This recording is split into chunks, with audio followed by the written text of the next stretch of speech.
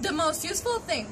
Once upon a time there lived a fair and wise king in one of the most wonderful countries of the East. He had 3 sons. It happened so that the king grew old, and while he was alive, he wished to pass the throne to one of his heirs, who would be more capable of that difficult work. Thus, one day he called his sons and said, "My dear sons, you see that your father has grown old and cannot reign over the country any longer. I would have given up the throne long ago, if only my cherished wish that has haunted me for years had come true.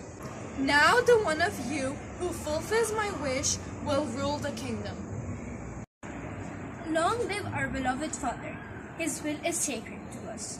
What is the wish that our wise father could not realize? Do you see that enormous and spacious storehouse I built long ago? I long to fill it with something that would be the most useful thing in the world and make all my people happy. That storehouse is still empty. Now, that one of you who fills that storehouse with the most useful thing in the world will succeed to my throne. Take from my riches as much as you want and travel separately from town to town, from country to country. Find the most useful thing and fill my storehouse with it.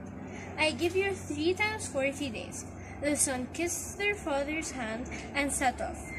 3 times 40 days, and they traveled from town to town, from country to country, saw strange people and unknown cultures, and came back to their father on time. "Welcome, my priceless sons. Have you found and brought the most useful thing in the world?"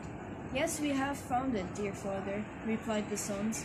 Father took the sons to the door of the storehouse at once, where all the courtiers had gathered, and there was a huge crowd there too. The king opened the door and called his eldest son. "What will you fill the enormous storehouse of mine with, my dear son?" "What is the most useful thing in the world?"